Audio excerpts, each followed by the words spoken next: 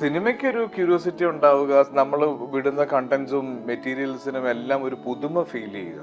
അപ്പൊ അങ്ങനെ ഉണ്ടെങ്കിൽ മാത്രമാണ് ഇപ്പൊ ആളുകൾക്ക് സിനിമ കാണാൻ. നമ്മൾ ഫസ്റ്റ് ഡേ ശരിക്കും തിയേറ്ററിലേക്ക് ആളുകളെ കൊണ്ടുവരണം. നമ്മുടെ ഫേവറേറ്റ് ആയിട്ടുള്ള ഒരു ആക്ടറിന്റെ സിനിമ ആയതുകൊണ്ട് ആ സിനിമ ഓടും എന്ന് നമുക്ക് പറയാൻ പറ്റില്ല. സിനിമയായിട്ടുള്ള ഇമോഷണൽ അറ്റാച്ച്മെന്റ് ഭയങ്കരമല്ലേ. നമ്മൾ ഇത് സ്ക്രിപ്റ്റ് കേൾക്കുന്ന ആ സമയം മുതൽ ഈ സിനിമ എങ്ങനെ സംഭവിക്കും എന്നുള്ളൊരു ക്യൂരിയോസിറ്റി ഉണ്ട്. ഇതിന്റെ ഈ ത്രൂ ഔട്ട് ഇതിന്റെ ഷൂട്ടിങ്ങിന് നമ്മളിടുന്ന എഫേർട്ട് ഉണ്ട്. രേഖാചിത്രം ഈ സിനിമയുടെ ക്യാരക്ടേഴ്സിനുമായിട്ട് റിലേറ്റ് ചെയ്യുന്ന രീതിയിലാണ് ഇതിന്റെ പേര് വന്നിരിക്കുന്നത്. ട്രെയിലറിൽ തന്നെ മനുഷ്യരെ കാണിക്കുമ്പം രണ്ട് പ്രായം തോന്നുന്ന രീതിയിൽ കാണിക്കുന്നുണ്ട്. രണ്ട് സീൻ എടുക്കുന്നതും ഒന്ന് രാവിലെയും ഒന്ന് ഉച്ച കഴിഞ്ഞിട്ടുമാണ്. എന്റെ ഡയലോഗ് ഡെലിവറിയിൽ ആദ്യം കുറെ പ്രശ്നം ഉണ്ടായിരുന്നു. ഞാൻ നോർമലി സംസാരിക്കുമ്പോൾ എനിക്ക് ഇത്രയും സ്പീഡ് ഉണ്ട്. കട്ട് കഴിഞ്ഞിട്ട് സംസാരിക്കുന്ന ആസിഫും ആക്ഷനിൽ സംസാരിക്കുന്ന ആസിഫ് രണ്ട് ആൾക്കാരാണ്. ഞാൻ ഇങ്ങനെ ബാത്റൂമിൽ കയറുന്നതിന് മുന്നേ എന്നെ ഇങ്ങനെ ഒരു പിടുത്തം അങ്ങ് പിടിച്ചു. ചെരുപ്പ് ആസിഫ് ചെരുപ്പ് ഇടുന്ന പറഞ്ഞ് പിടിച്ചതാ. പക്ഷെ ആ പിടുത്തം ഒരു പോലീസുകാരന്റെ പിടുത്തമായിരുന്നു. ഇങ്ങനെ നിന്ന് ഞാൻ ബിരിയാണി എനിക്ക് ഭയങ്കര ഇഷ്ടമുള്ള ഒരു ഫുഡാണ്.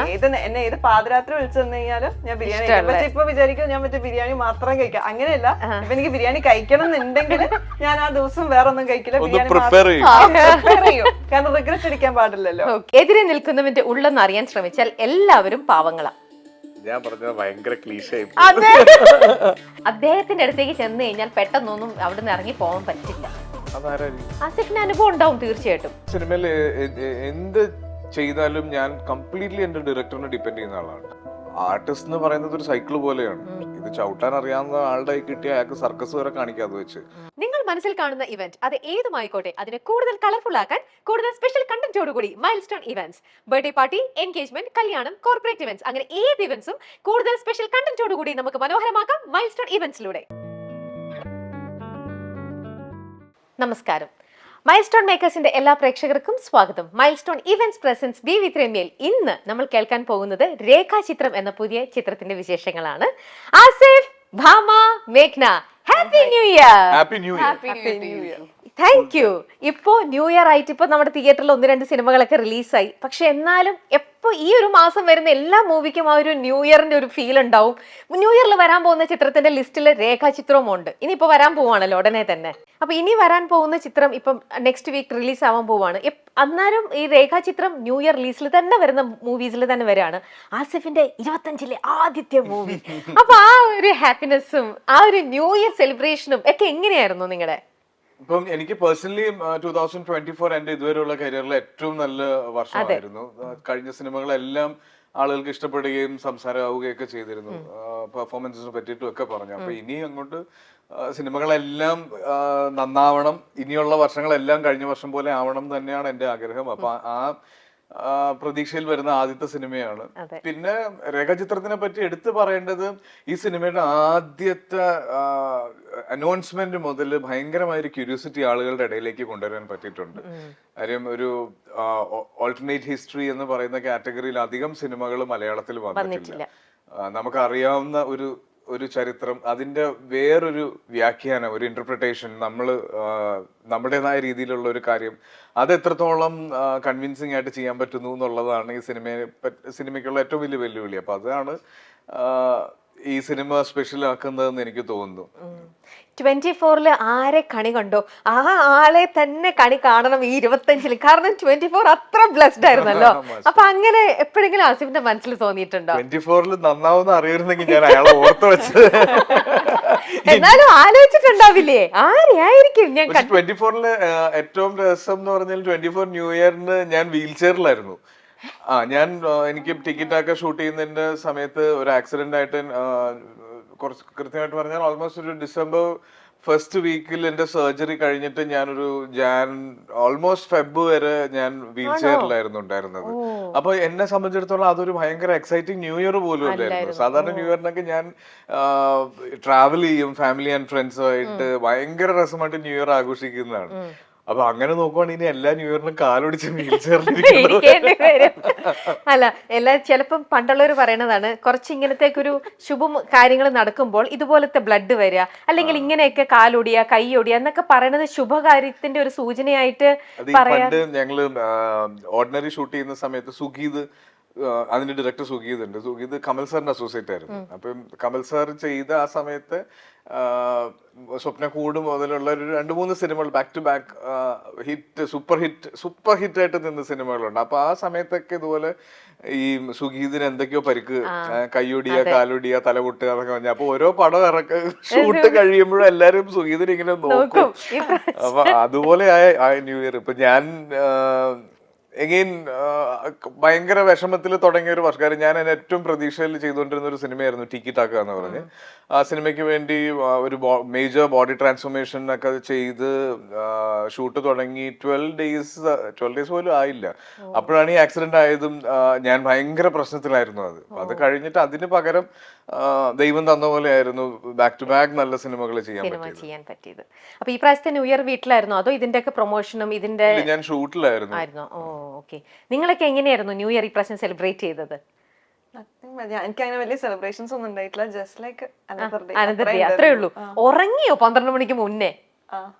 ദൈവമേ, സത്യം. ഈ ഒരു ഏജ് കാറ്റഗറിയിലുള്ള ഒരു 12-ന് മുമ്പേ ഉറങ്ങാന്ന് പറയുന്നത് സർപ്രൈസിങ് ആണ്. പോയതാ, കാരണം ഞാൻ അങ്ങനെ ഉറങ്ങണമെന്ന് വിചാരിച്ചല്ല. പക്ഷെ നോർമൽ ഡേ ആയി, ന്യൂ ഇയർ ആയി എന്നല്ലേ ഉള്ളൂ. ഫ്രണ്ട്സ് ഒന്നും ഇല്ലേ? നല്ല ഫ്രണ്ട്സ് അല്ലേ?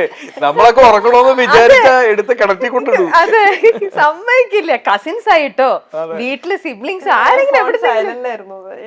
ഞാൻ കണ്ണൂരായിരുന്നില്ല ഇപ്രാവശ്യം. നോർമലി എന്റെ ന്യൂ ഇയർ എങ്ങനെയാന്ന് ചോദിച്ചു കഴിഞ്ഞാൽ ഫാമിലിന്റെ കൂടെയാ. കസിൻസ് വരും, ഫാമിലി ഉണ്ടാവും. അങ്ങനെ ഭയങ്കര പാർട്ടി വൈബ് അങ്ങനൊന്നും ഇല്ല. Just like A normal day. ഇപ്രാവശ്യം ഞാൻ ഇവിടെ ആയതുകൊണ്ട് പ്രത്യേകിച്ച് ഒന്നും ചെയ്യാനുണ്ട്. ഞാൻ നേരത്തെ കിടന്നങ്ങ് ഉറങ്ങി. ഓക്കെ, അങ്ങനെ ഒരു ഈ വർഷം ഞാൻ ആദ്യം അങ്ങനത്തെ ഒരു new year celebration കേൾക്കണത്. മേഘ്ന, how about you? എന്റെ പേര് മേഘ എന്നാണ്. മേഘ. ഓക്കെ, മേഘ. എന്റെ ഒരു വളരെ അടുത്ത സുഹൃത്തിന്റെ വെഡിങ് ആയിരുന്നു. വിഷ്ണു വിജയൻ, വിഷ്ണു ചേട്ടൻ and his wife PK Poornima, അവരുടെ കല്യാണമായിരുന്നു. It was in Chennai. I think എന്റെ one of the best new year ആയിരുന്നു. ഉറപ്പായിട്ടും എന്റെ ഒരു one of the best new year ആയിരുന്നു. അപ്പൊ ന്യൂ ഇയർ സെലിബ്രേഷനും കല്യാണവും എല്ലാം കൂടെ ഒരു പാർട്ടി. നെക്സ്റ്റ് വീക്ക് രേഖാ ചിത്രവും കൂടെ ന്യൂ ഇയർ കുറെ സംഭവങ്ങളായിട്ടാണ് വന്നിരിക്കുന്നത്. അപ്പൊ ഭയങ്കര പ്രതീക്ഷയോടെയാണ് ഈ 25-നെ വെൽക്കം ചെയ്യണത് അല്ലേ? സീരിയസ്ലി. ഇപ്പം ആസിഫ് പറഞ്ഞല്ലോ, ലൈക്ക് ഇങ്ങനത്തെ character, me as an artist, I love your performance. എനിക്ക് ഞാൻ തന്നെ I literally love you as an actor. അപ്പൊ ഞാൻ തന്നെ I am also excited to see Asif's work. Okay, ഞാൻ രേഖാചിത്ര പ്ലാനിങ് പോലെ ആസിഫ് നൈസ്. ഞാൻ ഡബിങ് സമയത്ത് ഞാൻ ഇവിടെ അടുത്ത് പറഞ്ഞിട്ടുണ്ടായിരുന്നു, എടാ ആസിഫ് ഡബ് ചെയ്യുമ്പോ എന്നെ ഒന്ന് വിളിക്കണം, because I want to see how he dubs. ആരും അറിയില്ലാതെ ഒറ്റയ്ക്ക്. എന്താ ഷൈ ആണോ എന്താ? എനിക്ക് നമ്മള് ആദ്യം കേൾക്കുന്ന കുറെ ക്രിറ്റിസിസംസ് ഉണ്ടല്ലോ. അത് ഇപ്പൊ ഞാൻ എന്റെ ഡയലോഗ് ഡെലിവറിയിൽ ആദ്യം കുറെ പ്രശ്നം ഉണ്ടായിരുന്നു. ഞാൻ നോർമലി സംസാരിക്കുമ്പോൾ എനിക്ക് ഇത്രയും സ്പീഡ് ഉണ്ട്. അപ്പൊ അത് ഞാൻ അഭിനയിക്കുന്ന ക്യാരക്ടേഴ്സിനും ഒക്കെ ഇത്രയും സ്പീഡിലാണ് ഞാൻ സംസാരിച്ചുകൊണ്ടിരുന്നത്. അപ്പൊ അത് ശരിക്കും കുറച്ച് കൺട്രോൾ ചെയ്യണം, മോഡുലേഷൻസ് കൊണ്ടുവരണം. അതൊക്കെ ഞാൻ പയ്യെ ഈ ആളുകൾ ഓരോന്ന് പറയുന്ന കേട്ടിട്ടാണ് ശ്രദ്ധിച്ചത്. അപ്പൊ ഞാൻ ഡബിങ്ങിന് കുറെ സമയം എടുക്കും. പിന്നെ നമുക്ക് എല്ലാവർക്കും ഉള്ളൊരു തെറ്റിദ്ധാരണയുണ്ട്, ഫസ്റ്റ് ടേക്ക് ഓക്കെ ആക്കുന്നതാണ് ഭയങ്കര സംഭവം എന്നുള്ളത്. അപ്പൊ എന്നെ സംബന്ധിച്ചിടത്തോളം സമയം എടുത്ത് നന്നാക്കുക എന്നുള്ളതാണ്. ഇപ്പൊ എന്റെ കൂടെ ഇരിക്കുന്ന സംവിധായകനും സൗണ്ട് എഞ്ചിനീയറിനും ഒക്കെ ഭ്രാന്ത് പിടിക്കും ഞാൻ ഡബ് ചെയ്യാൻ വന്നു കഴിയുമ്പോൾ. അതുകൊണ്ട് ഞാൻ ഗസ്റ്റിനൊന്നും ആലോചിക്കാറില്ല. പറയില്ല സ്പീഡിൽ സംസാരിക്കുന്നത്. ബിക്കോസ് നമ്മളിപ്പം ടേക്ക് എടുക്കുന്ന സമയത്ത് കന്യാകുമാരിയിൽ നമ്മുടെ ഷൂട്ട് നടക്കുന്ന സമയത്ത് എന്റെ ആസിഫിനും ഡയലോഗ് ഡെലിവറി നടക്കാം കേട്ടോ. അപ്പൊ ആസിഫ് എന്റെ അടുത്ത് കട്ട് കഴിഞ്ഞിട്ട് സംസാരിക്കുന്ന ആസിഫും ആക്ഷനിൽ സംസാരിക്കുന്ന ആസിഫ് രണ്ട് ആൾക്കാരാണ്. അപ്പൊ ഞാൻ ഇതെന്താ ഇവരിങ്ങനെ ചെയ്യുന്നത്? ഐ വാസ് ലിറ്റ് ബിക്കോസ് ഇപ്പൊ ഈ പറഞ്ഞ പോലെ ഡയലോഗിന്റെ സ്പീഡ് ആയാലും എന്തായാലും it's very difference. I was like എനിക്ക് ആ സംഭവം ഉണ്ട്, ഞാൻ വള സംസാരിക്കാം. അപ്പൊ അതെങ്ങനെയാ അഭിനയത്തിലേക്ക് കൊണ്ടുവരുന്നത്? എന്റെ നമുക്ക് ഇത്ര ലൈക് പെർഫോമൻസ് പ്ലസ് ഡബിങ് നമ്മൾ സെപ്പറേറ്റ് ആയിട്ട് എനിക്ക് എന്റെ ഒരു വൺ ഓഫ് മൈ കോ ആക്ടേഴ്സിനെ കാണാൻ പറ്റിയത് തന്നെ. സോ അപ്പൊ എനിക്കത് എന്റെ ഒരു രീതിയിൽ it's dubbing. I think as an artist എനിക്ക് തോന്നുന്ന ഏറ്റവും വലിയ ചാലഞ്ച് ആണ് compared to performance. Okay fine, അതെങ്കിലും എവറിബഡി ഈസ് ദേർ. പക്ഷെ ഡബിങ് ഇസ് ലൈക്ക് നമ്മൾ അന്ന് ഒരു maybe a month or 3-4 months prior ചെയ്ത വർക്കിന്റെ വീണ്ടും നമ്മൾ we have to bring it out. It's actually a very difficult job. Asif തന്നെ പറഞ്ഞു. അല്ല, ആസിഫ് തന്നെ പറഞ്ഞു. അതെ, പൊങ്ങി ആസിഫ് ഇരിക്കുക, ഇനി ഇരുന്നിട്ട് സംസാരിക്കാം. ഇത് ഈ ആക്ടിങ് ചെയ്യുന്നതിനേക്കാൾ ഇപ്പൊ ആസിഫ് പറഞ്ഞു എത്രയാലും എനിക്ക് ഭയങ്കര നെർവസ് ആണ് ഡബ് ചെയ്യുമ്പം എന്നുള്ളത്. പക്ഷെ ഇപ്പൊ ഡബ് ചെയ്യുമ്പോൾ സ്ഥിരമായിട്ട് ഒരാള് ഇപ്പൊ നമ്മൾ പറയണത് കറക്റ്റ് ആണോ, ഇപ്പൊ അല്ലെങ്കിൽ ഏതെങ്കിലും ഒരു ഡയറക്ടറിന്റെ കൂടെ ആകുമ്പോഴത്തേക്ക് കുറച്ചും കൂടി ഇപ്പൊ ആസിഫ് കുറെ ഇയേഴ്സ് ആയല്ലോ ഈ ഇൻഡസ്ട്രിയിൽ. അപ്പൊ ഏതെങ്കിലും ഒരു പെർട്ടിക്കുലർ ഡയറക്ടറിന്റെ കൂടെ നിന്ന് ഡബ് ചെയ്യുമ്പം ഓക്കെ അദ്ദേഹത്തിന്റെ കൂടെ അപ്പൊ എനിക്ക് കുറച്ചും കൂടെ ഒരു കോൺഫിഡൻസ് ഉണ്ട്, എന്നെ കുറച്ചും കൂടെ കറക്റ്റ് ചെയ്യാൻ പറ്റും, എന്റെ മോഡുലേഷനെ റെസ്ട്രിക്ട് ചെയ്യാൻ, അങ്ങനത്തെ എപ്പോഴെങ്കിലും അങ്ങനെ ഫീൽ ചെയ്തിട്ടുണ്ട്? ഞാൻ ഞാനൊരു സിനിമയിൽ എന്ത് ചെയ്താലും ഞാൻ കംപ്ലീറ്റ്ലി എന്റെ ഡയറക്ടറിനെ ഡിപ്പെൻഡ് ചെയ്യുന്ന ആളാണ്. അദ്ദേഹം പറയുന്നതാണ് എന്റെ ലാസ്റ്റ് വേർഡ്. അപ്പൊ അത് എന്റെ അടുത്ത് ഇപ്പൊ ഞാൻ പെർഫോം ചെയ്യുന്ന സമയത്ത് എങ്ങനെ എന്നോട് കുറച്ച് സ്പീഡിൽ സംസാരിക്കണം എന്നോ അല്ലെങ്കിൽ ഇന്ന കാര്യങ്ങൾ നോക്കണം, അത് അങ്ങനെ ഞാൻ ഫോളോ ചെയ്യുക. അതിന്റെ അകത്ത് എന്നെ കൺവിൻസ് ചെയ്യണം. ഞാൻ ചോദിക്കും അതെന്താ ഇങ്ങനെയെന്നുള്ളത്, എനിക്കൊരു ക്ലാരിറ്റി തന്നു കഴിഞ്ഞാൽ പിന്നെ എനിക്ക് അതിനകത്ത് വേറെ ഒരു സംശയമില്ല. അപ്പൊ ഡബിങ്ങിൽ പോലും അവര് പറയുന്നതാണ് എന്റെ ലാസ്റ്റ് വേർഡ്. അപ്പൊ അതില് എപ്പോഴും എല്ലാ സിനിമയ്ക്കും അങ്ങനെയാണ്. ഞാനൊരു സിനിമ ചെയ്യാമെന്ന് സമ്മതിച്ചു കഴിഞ്ഞാൽ ഞാൻ അവിടെ സറണ്ടർ ചെയ്യുകയാണ് ചെയ്യുക. ഓക്കെ. അപ്പൊ എപ്പോഴും ചില സമയത്ത് ഡയറക്ടർ ഉണ്ടാവണമെന്നും ഇല്ലല്ലോ ഈ ഡബിങ്ങിന്റെ സമയത്തൊക്കെ. പക്ഷെ ഇപ്പം അത് മാറി. ആണോ? എന്റെ കേസിൽ എനിക്ക് അത് ഒരിക്കലും പറ്റില്ല. എനിക്ക് ഡയറക്ടർ ഇല്ലാതെ എനിക്ക് ഒരു ഷോട്ടിന് പോലും ഒരു സിനിമയുടെ ഒരു ഇതിലും ഞാൻ കമ്മിറ്റ് ചെയ്ത ഡയറക്ടർ ഇല്ലാതെ എനിക്ക് ചെയ്യാൻ പറ്റില്ല. അയാളെ ഡിപ്പെൻഡ് ചെയ്തിട്ടാണ്. ഞാൻ എപ്പോഴും പറയുന്ന ഒരു എക്സാമ്പിൾ ആണ് ഈ അമ്പിളിച്ചേട്ടൻ പണ്ട് പറഞ്ഞത്, ഈ ആർട്ടിസ്റ്റ് എന്ന് പറയുന്നത് ഒരു സൈക്കിൾ പോലെയാണ്. ഇത് ചവിട്ടാൻ അറിയാവുന്ന ആളുടെ കിട്ടിയ അയാൾക്ക് സർക്കസ് വരെ കാണിക്കാതെ വെച്ച്, അറിയാത്ത ആളാണെങ്കിൽ അടുത്ത സെക്കൻഡിൽ മൂക്കും കുത്തി വീഴും. അത് ആ ഒരു പ്രതീക്ഷ എപ്പോഴും ഉണ്ട്. ഓക്കെ. ഇപ്പം ഈ രേഖാചിത്രത്തിലാണെങ്കിലും ഇതിനു മുന്നേ മാസിഫ് ഇപ്പം വേറെയും പോലീസ് ക്യാരക്ടേഴ്സ് ചെയ്തിട്ടുണ്ട്, അതെല്ലാം നല്ല രീതിയിൽ വന്നു, ടേക്ക് ഓഫ് ചെയ്ത മൂവീസ് ആണ് ഒക്കെ തന്നെ. അപ്പൊ ഇതിനകത്തും ഒരു പോലീസ് ഓഫീസർ ആകുമ്പം ഈ ഡബ് ചെയ്യുമ്പോഴായിക്കോട്ടെ അല്ലെങ്കിൽ പെർഫോം ചെയ്ത് ഷൂട്ട് ചെയ്യുന്ന സമയത്താണെങ്കിലും സെയിം പോലീസ് ക്യാരക്ടർ തന്നെയാണല്ലോ ചെയ്യണം. അപ്പോൾ അതിനകത്ത് ഒരേപോലത്തെ ആക്ഷൻസ് ഉണ്ടാവാം, റിയാക്ഷൻസ് ഉണ്ടാവാം. അപ്പോൾ ആ ബോഡി മാനറിസംസ് അല്ലെ ബോഡി ലാംഗ്വേജ് സെയിം തന്നെ റിപ്പീറ്റ് ചെയ്യാതെ അല്ലെങ്കിൽ എന്ന് പറഞ്ഞ് മൂളുന്നതായിക്കോട്ടെ, അങ്ങനെയൊക്കെ ഒരേപോലെ വരാതിരിക്കാനായിട്ട് എന്തെങ്കിലും ശ്രദ്ധിക്കുവോ, അങ്ങനെ എന്തെങ്കിലും ചെയ്യോ? ഞാൻ ഇതുവരെ ശ്രദ്ധിച്ചിട്ടില്ലായിരുന്നു. പക്ഷെ എനിക്ക് ഇപ്പൊ കുറ്റവും ശിക്ഷയും, കൂമനും, തലവൻ, ഇത് മൂന്നുമായിരുന്നു എന്റെ നോട്ടീസ് ചെയ്ത പോലീസ് ക്യാരക്ടേഴ്സ്. അപ്പൊ ആദ്യം ഒരു ഫുൾ കോൺഫിഡൻസ് ചെയ്യുന്നത് തന്നെ കുറ്റം ശിക്ഷയാണ്. അപ്പൊ ഈ 3 ക്യാരക്ടേഴ്സിന് 3 ഐഡന്റിറ്റി ഉണ്ടായിരുന്നത് ഈ സിനിമയ്ക്ക് ഇച്ചിരി പ്രശ്നമായിട്ടുണ്ട്. ഐ മീൻ ലൈക്ക് എക്സ്പെക്ടേഷൻ വന്നു. ആളുകൾ അത് ശ്രദ്ധിക്കുന്നതിനെ പറ്റിയിട്ട് കുറച്ചും കൂടെ ഞാൻ ബോധേഡ് ആയിട്ടുണ്ട്. പിന്നെ പക്ഷെ ഈ പറയുന്നതിലെല്ലാം സംഭവിച്ചത് ഇവരെല്ലാം 3 ഇൻഡിവിജ്വൽസ് ആയിട്ട് തന്നെയാണ് സ്ക്രിപ്റ്റിങ്ങിലും ഉള്ളതും. ഇവരുടെ മാനറിസംസും ഇവരുടെ ചുറ്റുപാടുകളും എല്ലാം ഡിഫറെന്റ് ആണ്. അപ്പൊ അതിൻ്റെതായ വ്യത്യാസങ്ങൾ എല്ലാ ക്യാരക്ടേഴ്സിലും വന്നിട്ടുണ്ട്. പിന്നെ പക്ഷെ പോലീസുകാരുടെ ഒരു പ്രശ്നം എന്ന് പറഞ്ഞാൽ പോലീസുകാർക്ക് ഒരു ബോഡി ലാംഗ്വേജ് ഉണ്ട്. ഇവര് യൂണിഫോം ഇടുന്നതിന്റെ കൂടെ ഞാൻ പറയുന്നത് സാധാരണ നമ്മൾ കാണുന്ന പോലീസ് ഓഫീസേഴ്സ് ആണ്. ഇവര് യൂണിഫോം ഇടുന്നതിന്റെ കൂടെ ഇവര് ഇടുന്ന ഒരു ക്യാരക്ടറും കൂടെ ഉണ്ട്. പോലീസുകാരോട്, അതായത് നമുക്ക് ഇപ്പൊ നിങ്ങളൊന്ന് ആലോചിച്ചു, നമ്മൾ റോഡിൽ വെച്ച് കാണുന്ന ഒരു പോലീസുകാരൻ നമ്മൾ അദ്ദേഹത്തിനോട് ചിലപ്പോൾ തർക്കിക്കാൻ റെഡി ആയിട്ടായിരിക്കും. ഒരു പഞ്ചായത്ത് പ്രസിഡന്റിനെങ്കിലും പരിചയമില്ലാത്ത ഒരാൾ പോലും ഇല്ലാത്ത നാടാണ് നമ്മുടെ.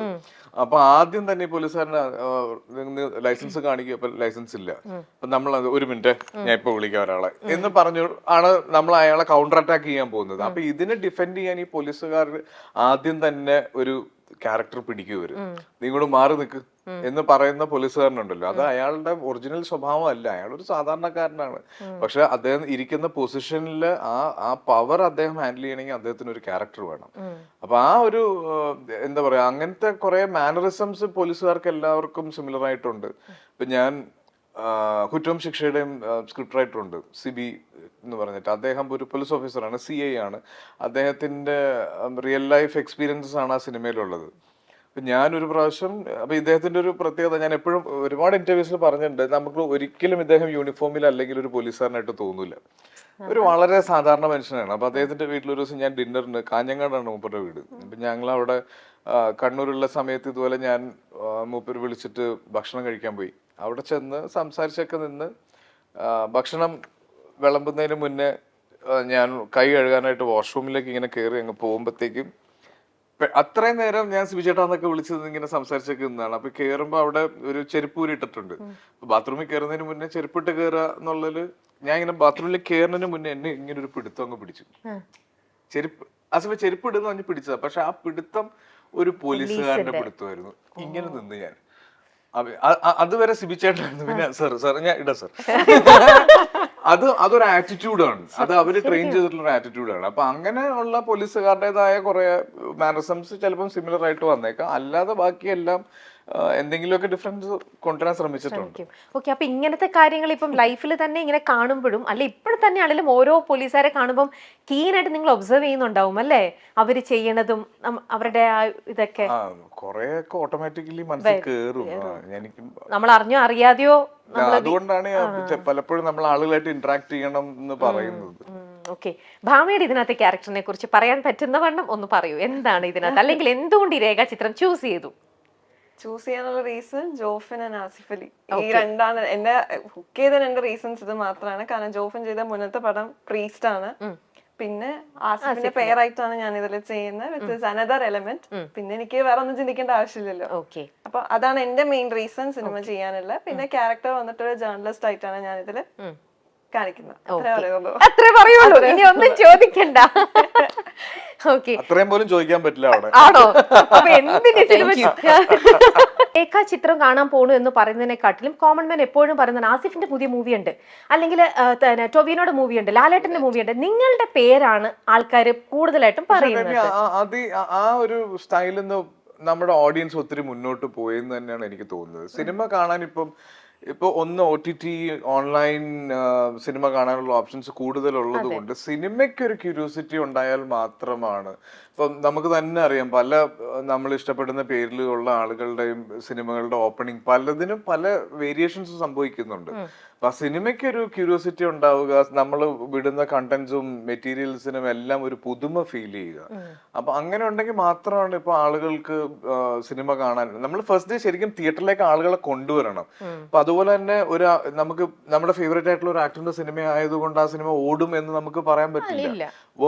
ഒരു വേർഡ് ഓഫ് മൗത്ത് കൂടെ, ഒരു മൗത്ത് പബ്ലിസിറ്റി കൂടെ തന്നെയാണ്. ഇപ്പൊ എന്താ പറയാ, തലവൻ എന്ന് പറഞ്ഞ സിനിമ നമ്മള് 2024 ആദ്യത്തെ സിനിമയായിട്ട് എന്റെ റിലീസ് വരുന്ന സമയത്ത് അതിന് ഭയങ്കര മോശം ഓപ്പണിംഗ് ആയിരുന്നു. അതിന് മുന്നേ ഞാൻ ചെയ്ത സിനിമകളുടെ ഒരു ആഫ്റ്റർ എഫക്ട് അതിനുണ്ടായിരുന്നു. പക്ഷെ ആ സിനിമ നല്ലതാണ് എന്ന ആളുകൾ പറഞ്ഞത് മുതലാണ് വീണ്ടും ആളുകൾ കയറാൻ തുടങ്ങി. അഗെയിൻ അത് കഴിഞ്ഞ് വരുന്നത് ലെവൽ ക്രോസ് എന്ന് പറഞ്ഞൊരു സിനിമയായിരുന്നു. തലവന്റേതായ ഒരു സക്സസിന്റെ ഒന്നും തന്നെ ആ സിനിമയ്ക്ക് കിട്ടിയില്ല. അത് ആ സിനിമയും നല്ലതാണ്, അല്ലെങ്കിൽ ആ സിനിമ കാണാൻ ഇത്തരത്തിലുള്ള ഒരു സിനിമയാണെന്നും ആ സിനിമ ഇഷ്ടപ്പെടുന്നവരെ മാത്രമാണ് കയറിയത്. അഡിയോസിലേക്ക് വരുമ്പോഴും ഈവൻ കിഷ്കിന്റെ കാണ്ഡത്തിലേക്ക് വരുമ്പോഴും ഒക്കെ ആ സിനിമയ്ക്കും ഒക്കെ കിട്ടിയത്. ഇപ്പൊ കിഷ്കിന്റെ കാണ്ഡം സ്പെഷ്യലി നമ്മള് ഒരു ഫെസ്റ്റിവൽ റിലീസിന് ഇറക്കേണ്ട ഒരു സിനിമ പോലും അല്ലായിരുന്നു അത്. അപ്പൊ എന്റെ ഏറ്റവും വലിയൊരു പേടി ഉണ്ടായിരുന്നത് എന്തിനായിരുന്നു ഇതുകൊണ്ട് ഓണത്തിന് റിലീസ് ചെയ്യുന്നത് എന്നുള്ളതായിരുന്നു. പക്ഷെ ആ സിനിമയുടെ ജാതകം മാറ്റിയത് ആ ഓണം റിലീസിനായിരുന്നു. കാര്യം ആളുകൾ ഫാമിലി ആയിട്ട് പോയി കാണാൻ പറ്റുന്ന സിനിമ ഏതാണെന്ന് ഒരു ചോയ്സ് വരുമ്പോൾ കിഷ്കിന്റെ കാണ്ഡം എന്നുള്ള പേര് വരുന്നു. അപ്പൊ ശരിക്കും സിനിമ തന്നെയാണ് അതിലൊരു വലിയ ഫാക്ടർ. അതെ, സ്ക്രിപ്റ്റ് തന്നെയാണ് എപ്പോഴും അതിന്റെ ഒരു ബേസ് എന്ന് പറയണതും ഏറ്റവും കൂടുതൽ പറയുന്ന ഒരു സംഭവം തന്നെ. ബട്ട് സ്റ്റിൽ അറിഞ്ഞോ അറിയാതെയോ നിങ്ങൾ ഈ പറയുന്ന ആക്ടേഴ്സിന്റെ പേര് അതിലേക്ക് ക്യാരി ചെയ്യുന്നുണ്ട്. അതെങ്ങനെയും ആൾക്കാർ അത് ഹിറ്റ് ആണെങ്കിലും പറയും, മോശമാണെങ്കിലും പറയും. എപ്പോഴും പറയുമ്പം ആസിഫിന്റെ മൂവി അല്ല അനദർ പേഴ്സൺസ് മൂവി എന്നാണ് അതിനെ എപ്പോഴും അഡ്രസ് ചെയ്യണത്. അൺലെസ് അണ്ടിൽ അത്രയ്ക്കും ഇതായിട്ടുള്ള ഒരു ഡയറക്ടർ ആണ് അത് സംവിധാനം ചെയ്തതെന്നുണ്ടെങ്കിൽ ഒരു പക്ഷെ അദ്ദേഹത്തിന്റെ പേരും പറയും. അപ്പൊ എപ്പോഴും ആൾക്കാർ ഈ പറയുന്നത് ആക്ടർ, ഹീറോ ആൻഡ് ഡയറക്ടറിന്റെ. ചെയ്യാതിരിക്കാനാണ് ഞാൻ ഇത്രയും വലിയ കഥ പറഞ്ഞത്. പക്ഷെ അത് ആ ഒരു പ്രഷർ അപ്പൊ ശരിക്കും ഉണ്ടോ ആസിഫ് നിങ്ങൾക്ക് എപ്പോഴെങ്കിലും? അത് ഉറപ്പായിട്ടും ഉണ്ട്. സിനിമയായിട്ടുള്ള ഇമോഷണൽ അറ്റാച്ച്മെന്റ് ഭയങ്കരമല്ലേ. നമ്മള് ഇത് സ്ക്രിപ്റ്റ് കേൾക്കുന്ന ആ സമയം മുതൽ ഈ സിനിമ എങ്ങനെ സംഭവിക്കും എന്നുള്ളൊരു ക്യൂരിയോസിറ്റി ഉണ്ട്. ഇതിന്റെ ഈ ത്രൂ ഔട്ട് ഇതിന്റെ ഷൂട്ടിങ്ങിന് നമ്മളിടുന്ന എഫേർട്ട് ഉണ്ട്. ഈ സിനിമയ്ക്ക് വേണ്ടി വരുന്ന എഫേർട്ട് മുതൽ പൈസ മുതൽ എല്ലാത്തിനെ പറ്റിയും നമ്മൾ ബോധേഡ് ആണ്. എഗെയിൻ ഇതിന്റെ മാർക്കറ്റിംഗിൽ നമ്മൾ ഇരുന്ന് സംസാരിക്കുമ്പോൾ ആളുകൾക്ക് ക്യൂരിയോസിറ്റി ഉണ്ടാവുന്ന, ആളുകൾ ഇതിനെപ്പറ്റി ചോദിക്കുന്നു. ഇതിന്റെ ഡേ റിലീസിന്റെ അന്ന് തലേന്ന് രാത്രി ഉറങ്ങാൻ പറ്റില്ല ആർക്കും ഇതിന്റെ എന്താണെന്നുള്ളത്. ഫസ്റ്റ് ഡേ ഫസ്റ്റ് ഷോ കഴിഞ്ഞ് ഇതിന്റെ റിവ്യൂ വരുമ്പോ അത് പോസിറ്റീവ് ആണെങ്കിലും അത്ര സന്തോഷം ഉണ്ടാവും, നെഗറ്റീവ് ആണെങ്കിലും അത്രയും വിഷമം ഉണ്ടാവും. സിനിമയ്ക്ക് എപ്പോഴും ആ ഒരു മാജിക് ഉണ്ട്. രേഖാചിത്രം ഇപ്പൊ തൊട്ട് മുന്നേ ടൊവിനോയുടെ റിലീസ് ചെയ്ത ഐഡന്റിറ്റി, അതിനകത്തും ഒരു സ്കെച്ച് റിലേറ്റഡ് ആയിട്ടുള്ള രീതിയിലാണ് കഥ പറഞ്ഞു പോണത്. അതുപോലെ തന്നെയാണോ എന്ന് ഞാൻ ചോദിക്കുന്നില്ല. പക്ഷെ ബട്ട് സ്റ്റിൽ രേഖാചിത്രം എന്ന് പറയുമ്പോഴും ഇറ്റ്സ് എ സ്കെച്ച് അല്ലേ? ഇതും എങ്ങനെയാ ഇതിനകത്ത് പറയാൻ പറ്റുന്നത്? What kind of A movie ഇതിനൊരു രേഖാചിത്രം ഈ സിനിമയുടെ ക്യാരക്ടേഴ്സിനുമായിട്ട് റിലേറ്റ് ചെയ്യുന്ന രീതിയിലാണ് ഇതിന്റെ പേര് വന്നിരിക്കുന്നത്. അത് കാണുമ്പോൾ മനസ്സിലാവും. അല്ലാതെ ഇതിനൊരു സ്കെച്ച് എന്നുള്ള സ്വഭാവത്തിലുള്ള രേഖാചിത്രം അല്ല. പിന്നെ ഡെഫിനറ്റ്ലി എടുത്ത് പറയേണ്ടത് അനശ്വരയെ പറ്റിയിട്ടാണ്. ഇതിൻ്റെ അകത്തൊരു എന്താ പറയാ, ഒരു ലീഡ് ക്യാരക്ടർ അല്ലെങ്കിൽ ഒരു സെന്റർ ക്യാരക്ടർ ചെയ്യുന്ന ആള് അനശ്വര തന്നെയാണ്. അപ്പൊ അതില് ആ കാസ്റ്റിംഗും ഭയങ്കര പെർട്ടിക്കുലർ ആണ്. നേരത്തെ ഞാനൊരു ഇന്റർവ്യൂല് പറഞ്ഞു, ഇതിന്റെ ട്രെയിലറിൽ തന്നെ അനശ്വരയെ കാണിക്കുമ്പം 2 പ്രായം തോന്നുന്ന രീതിയിൽ കാണിക്കുന്നുണ്ട്. അത് രണ്ട് സീൻ എടുക്കുന്നതും ഒന്ന് രാവിലെയും ഒന്ന് ഉച്ച കഴിഞ്ഞിട്ടുമാണ്. ആ ഒറ്റ ദിവസം തന്നെ ഇവള് കോസ്റ്റ്യൂം മാറുന്ന സമയത്ത് ഇവക്ക് രണ്ട് ലുക്ക് വരുന്നുണ്ട്. അനശ്വരയുടെ ഒരു ഭയങ്കര പ്രത്യേകതയായിട്ട് എനിക്ക് തോന്നിയിട്ടുണ്ട്. പിന്നെ ആ ഭയങ്കര ഇന്നസെൻസ് ഉള്ളൊരു ഫേസിൽ നിന്ന് തുടങ്ങിയിട്ടുള്ള ട്രാൻസ്ഫോർമേഷൻ കാണിക്കുന്നത്. അപ്പൊ അങ്ങനെ പറഞ്ഞു വരുമ്പോ ഇന്നത്തെ എല്ലാം പറയേണ്ടത്. അല്ല, ഒരു ആക്ടറിന്റെ അവിടെയാണ് ഒരു ആക്ടർ ആവുന്നത് അല്ലേ? കുറച്ച് പറയുന്നതിന് മുമ്പേ 1 മണിക്കൂർ മുമ്പത്തെ ഒരാളല്ല 1 മണിക്കൂർ കഴിഞ്ഞ് മേക്കപ്പ് ഇട്ട് വേറൊരു രൂപത്തിലേക്ക് വരുമ്പം കംപ്ലീറ്റ് അവിടെ വേറൊരാളായിട്ട് തന്നെ നിങ്ങളോട് പെർഫോം ചെയ്യേണ്ടത് വരും. ഒരുപാട് പേർക്ക് ഈ പറയുന്ന 2 ജനറേഷൻ സ്വഭാവം കാണിക്കുന്നുണ്ട്. അപ്പൊ അതില് പിന്നെ നമുക്ക് സിനിമയുടെ ബാക്ക് സ്റ്റേജിൽ വർക്ക് ചെയ്തുകൊണ്ടിരുന്ന ബാക്ക്ഡ്രോപ്പിൽ ഉണ്ടായിരുന്ന കുറെ ആളുകളെ നമ്മൾ കാണിക്കുന്നുണ്ട്. അപ്പൊ അതിന് അവരുടെ ശരിക്കുള്ള മക്കള് അഭിനയിച്ചിട്ടുണ്ട്. അപ്പൊ അങ്ങനെ കുറച്ച് കോംപ്ലിക്കേറ്റഡ് ആയിട്ടുള്ള കാസ്റ്റിംഗ് ഈ സിനിമയ്ക്കുണ്ട്. ഇപ്പൊ ജോഫിൻ പറഞ്ഞ പോലെ ഏകദേശം ഒരു 70ഓളം ആർട്ടിസ്റ്റ് ഈ സിനിമയിൽ വന്നു പോകുന്നുണ്ട്. അത്രയും പേര്. ഓക്കെ.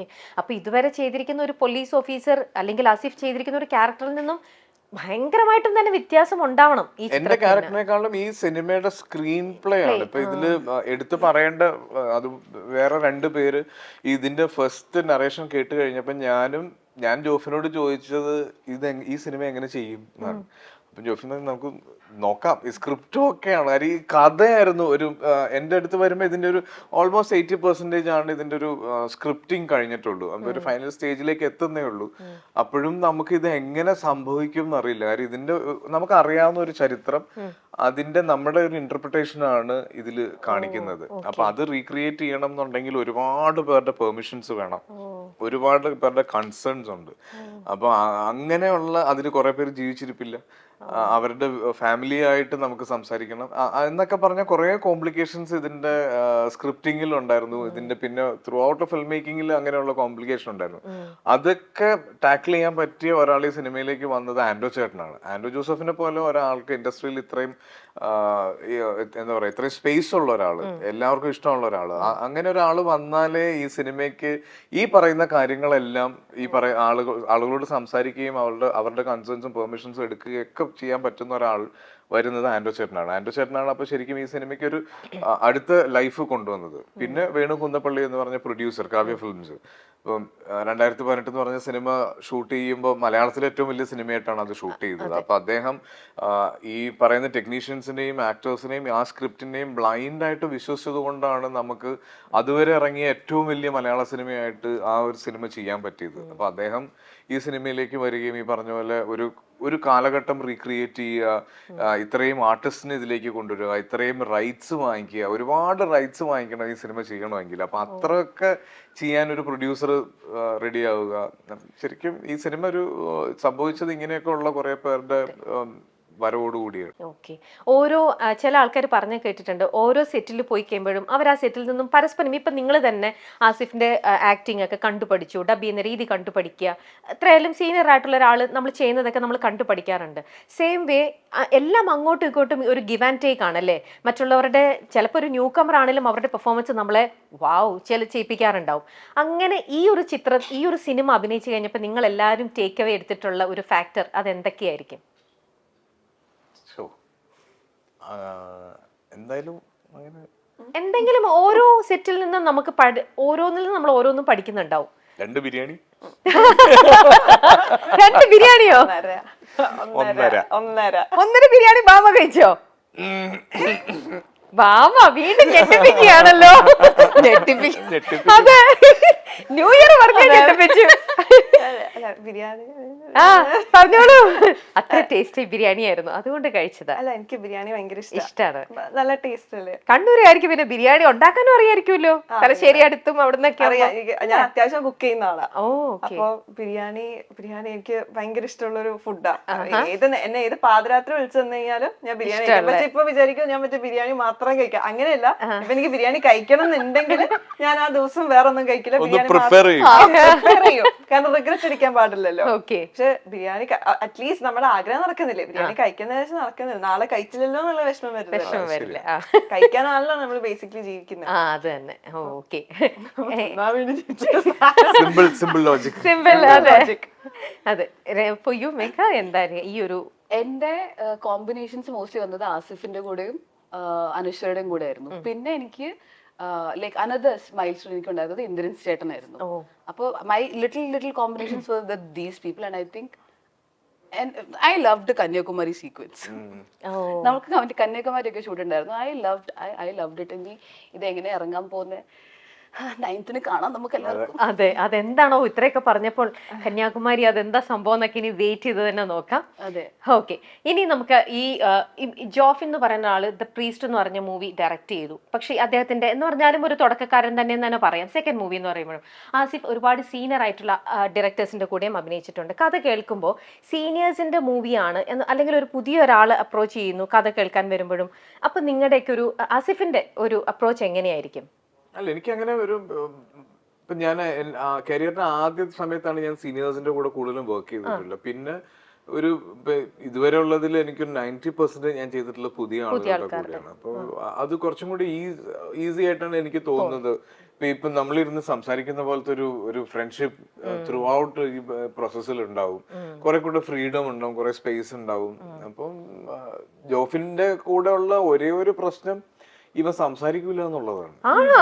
ഭയങ്കര കുറച്ച് സംസാരിക്കൂല. എങ്ങനെ കാര്യങ്ങൾ